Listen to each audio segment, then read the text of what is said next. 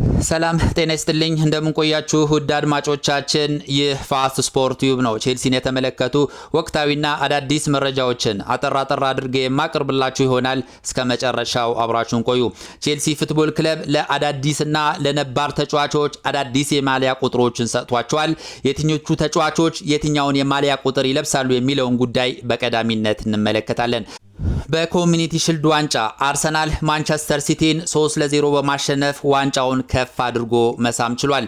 ቼልሲን የነካ የለውም በረካ የሚሉ ሐሳቦች እየተሰነዘሩ ይገኛሉ።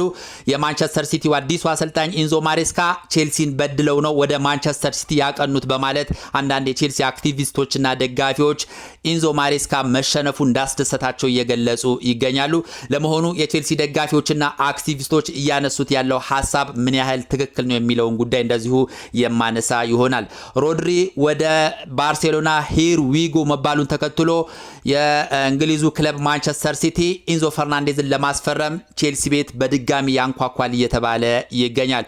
ሮድሪ ወደ ባርሴሎና ሂር ዊጎ ተብሏል። ስለዚህ የሱን ቦታ ለመሸፈን ማንቸስተር ሲቲ ኢንዞ ፈርናንዴዝን የግዴታ ማስፈረም ይጠበቅበታል። ስለዚህ ከነገ ጀምሮ ማንቸስተር ሲቲ የቼልሲን በር ያንኳኳል እየተባለ ይገኛል። ኢንዞ ፈርናንዴዝን በተመለከተ እየተወሩ ያሉ መረጃዎችን የማጋራችሁ ይሆናል። ቶሲንና ዴላፕ ከቼልሲ ስብስብ ውጪ በይፋ ተደርጓል። ከዣቪ አሎንሶ ስብስብ ውጪ በመሆን ከዚህ በኋላ ከዣቪ አሎንሶ እንደዚሁም ከቼልሲ ቡድን ጋር ልምምድ እንደማያደርጉ እየተገለጸ ይገኛል። ስለነዚህ ሁለት ተጫዋቾችም የማጋራችሁ መረጃ ይኖራል። በሌላ ዜና የጃክሰን እጣ ፈንታ እስካሁን አልተወሰነም። አንዳንድ ክለቦች ማለትም ቶተንሃምና አስቶን ቪላ ጃክሰንን የማስፈረም ፍላጎት እንዳላቸው የተገለጸ ይገኛል። ቼልሲ ፉትቦል ክለብ በጃክሰን ጉዳይ ላይ እስካሁን ያለው ነገር የለም። ጃክሰንን በተመለከተ እንደዚሁ የማጋራችሁ መረጃ ይኖራል። እነዚህንና ሌሎች ቼልሲን የተመለከቱ መረጃዎችን እንደየቅደም ተከተላቸው የማጋራችሁ ይሆናል። እስከ መጨረሻው አብራችሁን ቆዩ። ወደ መጀመሪያ ዘገባ ስንሸጋገር የቼልሲን አዳዲስ የማሊያ ቁጥር እንመለከታለን። ቼልሲ ፉትቦል ክለብ ለነባርና ለአዳዲስ ተጫዋቾች አዳዲስ የማሊያ ቁጥሮችን ሰጥቷቸዋል።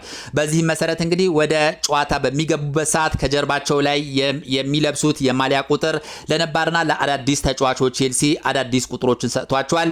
እነማን የትኛውን ቁጥር ለበሱ የሚለውን ጉዳይ በቀዳሚነት እንመልከት። ለቼልሲ አዲስ የፈረመው ማርኮ ፓሌስትራ 2 ቁጥር ማሊያ ተሰጥቶታል። ከዚህ በፊት ዲሳሲ ሲጠቀምበት የነበረው የማሊያ ቁጥር ነው። ሌላው ዌስሊ ፎፋና 3 ቁጥርን የሚለብስ ይሆናል። ከዚህ በፊት ኩኩሪያ ሲለብሰው የነበረው የማሊያ ቁጥር ነው። ሌላው እንደዚሁ ቫለንቲን ባርኮ 4 ቁጥርን የሚለብስ ይሆናል። ከዚህ በፊት ቶሲን ሲጠቀምበት የነበረው የማሊያ ቁጥር ነው። ሌላው ዳሪዮ ኢሶጎ 16 ቁጥርን የሚለብስ ይሆናል። ከዚህ በፊት ኡኮቹጉ ያደርገው የነበረው የማሊያ ቁጥር ነው። ሌላው ቼልሲ ከክሪስታል ፓላስ ያስፈረመው ማክሰንስ ላክሮሃ 5 ቁጥርን የሚለብስ ይሆናል። ይህም ከዚህ በፊት ባዲያሽ ላይ ሲጠቀምበት የነበረው የማሊያ ቁጥር ነው። ሌላው ለቼልሲ እጅግ ውድ በሆነ በዋጋ በ17 ሚሊዮን ፓውንድ የፈረመው ሞርጋን ሮጀርስ 17 ቁጥርን የሚለብስ ይሆናል። ከዚህ በፊት አንድሬ ሳንቶስ ይለብሰው የነበረው የማሊያ ቁጥር ነው። ሌላው እንደዚሁ ጆቫኒ ኬንዳ 23 ቁጥርን የሚለብስ ይሆናል። ቻሎባ ከዚህ በፊት ሲጠቀምበት የነበረው የማሊያ ቁጥር ነው። ሌላው እንደዚሁ አዲስ ፈራሚው ፔፕ ቻቫሪያ 29 ቁጥርን የሚለብስ ይሆናል። ከዚህ በፊት ፎፋና ሲለብሰው የነበረው የማሊያ ቁጥር ነው። ከነዚህ ውጪ ያሉ ተጫዋቾች ከዚህ በፊት ይለብሱት የነበረውን የማሊያ ቁጥር ይዘው ይቀጥላሉ። ነገር ግን አሁን የጠቀስኳቸው ተጫዋቾች በአዲሱ የማሊያ ቁጥር በሜዳ ውስጥ የምናያቸው ይሆናል። በኮሚኒቲ ሺልድ ዋንጫ አርሰናልና ማንቸስተር ሲቲ ባደረጉት ጨዋታ አርሰናል ማንቸስተር ሲቲን 3-0 በማሸነፍ ዋንጫውን ከፍ አድርጎ መሳም ችሏል። በዚህም እንግዲህ ከዚህ ውጤት ጋር ተያይዞ አንዳንድ የቼልሲ ደጋፊዎችና አክቲቪስቶች ኢንዞ ማሬስካ ቡድናቸው በመሸነፉ ደስታቸውን ሲገልጹ ተመልክተናል። ዋናው ምክንያታቸው ደግሞ ቼልሲን እያሰለጠኑ በነበረበት ወቅት ያለ ቼልሲ ፈቃድና እውቅና ከማንቸስተር ሲቲ ኃላፊዎችና ባለስልጣናት ጋር በመነጋገር ለመኮብለል አስበዋል በሚል ነው። እንግዲህ ይሄ ብዙ ጊዜ ሲያጨቃጭቅ የነበረ ጉዳይ ነው። በእርግጥ የቼልሲ ደጋፊዎችና አክቲቪስቶች እያነሱት ያለው ሐሳብ በመሬት ላይ የሚጣል አይደለም። እውነት ነው። አሰልጣኝ ኢንዞ ማሬስካ ያለ ቼልሲ ፈቃድና እውቅና ከማንቸስተር ሲቲ ኃላፊዎች ጋር ተነጋግሯል። በእንግሊዝ ሕግ መሰረት አንድ አሰልጣኝ ክለቡን እያሰለጠነ ባለበት ወቅት ከየትኛውም ተቃራኒ ክለብ ጋር ድርድር ውይይት ማድረግ አይችልም። ይሄ በፍጹም የተከለከለ ነው። ነገር ግን ኢንዞ ማሬስካ ይህንን ጉዳይ ችላ በማለት ከማንቸስተር ሲቲ ኃላፊዎች ጋር ወደ ማንቸስተር ሲቲ በሚያቀኑበት ሁኔታ ላይ ድርድርና ውይይቶች ሲያደርጉ እንደነበር በማስረጃ ተረጋግጧል።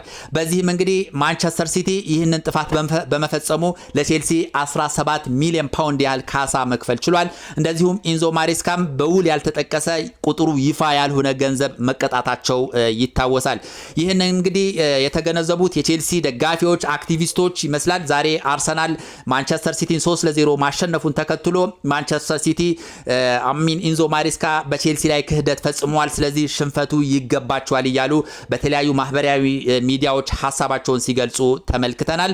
እውነት ነው ኢንዞ ማሬስካ ቼልሲ ላይ የሰሩት ነገር ትክክል አይደለም። ይህም ራሳቸው ማምነው ቼልሲን በይፋ ይቅርታ ጠይቀዋል።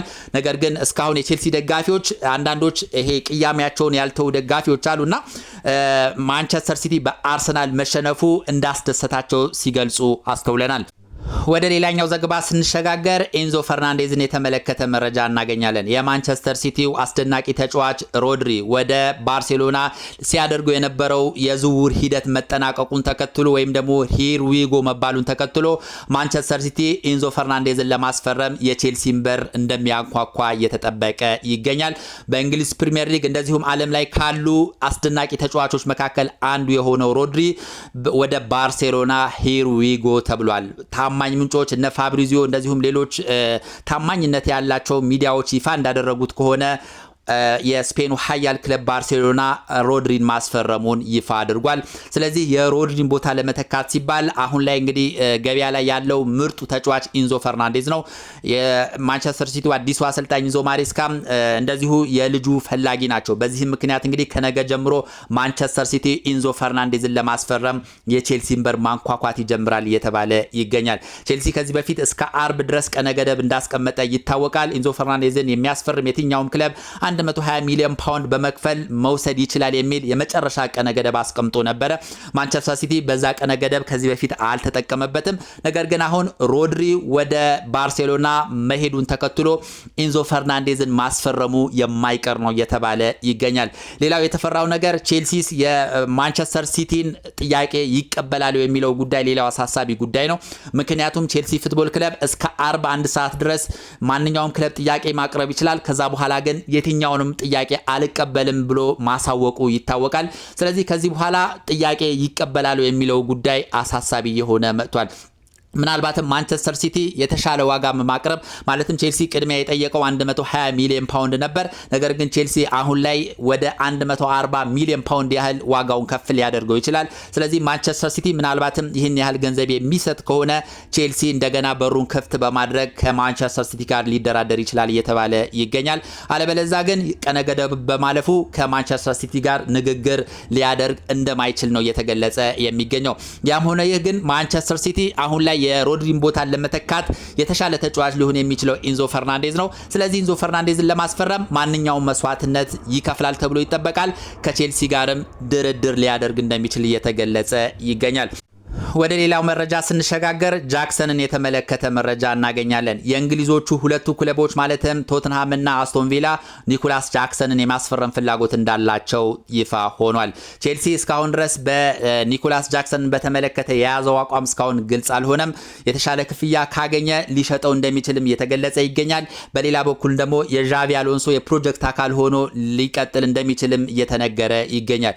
ያም ሆነ ግን ሁለቱ ክለቦች ቶተንሃም እና አስቶን ቪላ ኒኮላስ ጃክሰንን ለማስፈረም አንዳንድ ግንኙነቶችና ድርድሮች እያደረጉ እንደሆነ ነው እየተገለጸ የሚገኘው። ቼልሲ የፊት መስመር ላይ በርካታ ተጫዋቾች ያሉት በመሆኑ ኒኮላስ ጃክሰንን ሊሸጥ የሚችልበት እድልም እንዳለ እየተገለጸ ይገኛል። ነገር ግን ቼልሲ ከ60 እስከ 70 ሚሊዮን ፓውንድ ያህል ይፈልጋል ነው የተባለው።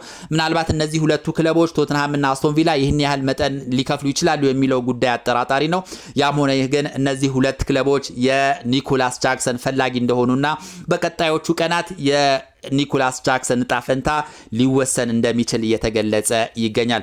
በሌላ ዜና ቼልሲ ፉትቦል ክለብ ቶሲንንና እንደዚሁም ሊያም ዴላፕ ከዣቪ አሎንሶ ፕሮጀክት ውጪ ማድረጉ እየተገለጸ ይገኛል። ከዚህ በኋላ እነዚህ ሁለት ተጫዋቾች ከቼልሲ ልምምድ ማድረግ አይችሉም። እንደዚሁም ከዣቪ አሎንሶ ፕሮጀክት ውጪ ሆነዋል ማለት ነው።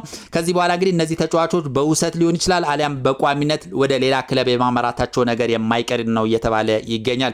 ምናልባትም በውሰትም ይሁን በሌላ በማንኛውም ምክንያት ወደ ሌላ ክለብ የማይሄዱም ከሆነ ለብቻቸው ልምምድ ያደርጋሉ ማለት ነው። ከቼልሲ ዋናው ቡድን ጋር እንደማይቀጥሉ እየተገለጸ ይገኛል። በአጠቃላይ እንግዲህ ቼልሲን በተመለከተ የተሰሙ ዋና ዋና መረጃዎች እነዚህ ነበሩ። ስለነበረን ቆይታ እጅግ አድርጌ አመሰግናለሁ። መልካም ጊዜ